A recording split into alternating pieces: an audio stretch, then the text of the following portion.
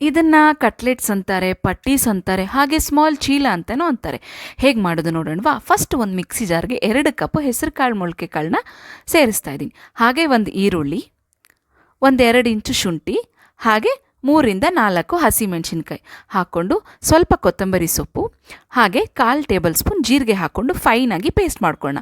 ಸ್ವಲ್ಪ ಸ್ವಲ್ಪ ನೀರು ಹಾಕ್ಕೊಂಡು. ಇವಾಗ ನಾನಿಲ್ಲಿ ಪನ್ನೀರ್ ಹಾಗೆ ಉಪ್ಪು ಹಾಕ್ಕೊಂಡು ಪೇಸ್ಟ್ ಮಾಡ್ಕೊಂಡಿರೋ ಸೇರಿಸ್ತಿದ್ದೀನಿ. ಹಾಗೆ ನಾನಿವಾಗ ಓಟ್ಸ್ನ ಪೌಡ್ರ್ ಮಾಡ್ಕೊಂಡಿದ್ದೀನಿ, ಅದನ್ನು ಸೇರಿಸ್ತಾ ಇದ್ದೀನಿ. ಮಿಕ್ಸ್ ಮಾಡಿಕೊಂಡು ಪೌಡ್ರ್ ಆಗದೇ ಇರೋ ಓಟ್ಸ್ನು ಸ್ವಲ್ಪ ಸೇರಿಸ್ಕೊಂಡು ಮಿಕ್ಸ್ ಮಾಡ್ಕೊಳ್ಳೋಣ. ಈ ಥರ ಮಿಕ್ಸ್ ಮಾಡ್ಕೊಂಡು ಆದ ನಂತರ ಇನ್ನೊಂದು ಸಲ ಕೈಯಲ್ಲಿ ಮಿಕ್ಸ್ ಮಾಡಿಕೊಂಡು ತವಾನ ಕಾಯಕ್ಕಿಟ್ಟು ತವ ಮೇಲೆ ಎಣ್ಣೆ ಸ್ಪ್ರೆಡ್ ಮಾಡಿ ನಮ್ಮ ಈ ಪಟ್ಟೀಸ್ನ ಸ್ಮಾಲಾಗಿ ಸ್ಪ್ರೆಡ್ ಮಾಡ್ತಾ ಹೋಗೋಣ. ನೀವು ಸ್ಮಾಲಾಗಿ ಬೇಕಾದರೆ ಸ್ಪ್ರೆಡ್ ಮಾಡ್ಬೋದು, ಈ ಥರ ಸ್ಪೂನಲ್ಲೂ ಮಾಡ್ಕೋಬೋದು, ಇಲ್ಲ ಇನ್ನೂ ದೊಡ್ಡದಾಗಿ ಬೇಕಂದರೆ ಇನ್ನೂ ದೊಡ್ಡದಾಗೂ ಮಾಡ್ಕೋಬೋದು.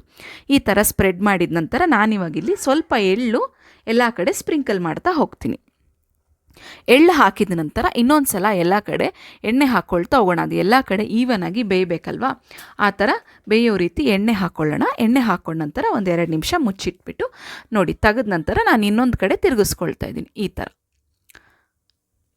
4 ಇನ್ನೊಂದು ಕಡೆ ತಿರುಗಿಸ್ಕೊಂಡು ಈವನಾಗಿ 4 ಬೇಯೋ ರೀತಿ ಬೇಯಿಸ್ಕೊಳ್ತಾ ಹೋಗೋಣ. ಅಷ್ಟೇ, ರೆಡಿ ಆಗೋಗುತ್ತೆ ನೋಡಿ. ನಾನು ಇವಾಗ ತೋರಿಸಿದ್ದೀನಲ್ಲ ಆ ಕಡೆ ಹಾಗೆ ಎರಡೂ ಕಡೆ ಇನ್ನೊಂದು ಸೈಡು ಎರಡೂ ಕಡೆ ಈ ಥರ ನೀಟಾಗಿ ಬೆಂದರೆ ನಮ್ಮ ಹೆಲ್ದಿಯೆಸ್ಟ್ ಬ್ರೇಕ್ಫಾಸ್ಟ್ ಅಥವಾ ಡಿನ್ನರ್ ಎಲ್ಲ ರೆಡಿ ಆಗೋಗುತ್ತೆ. ಇವಾಗ ನಾನು ಇನ್ನೊಂದು ರೌಂಡ್ ಹಾಕ್ಕೊಂಡಿದ್ದೀನಿ.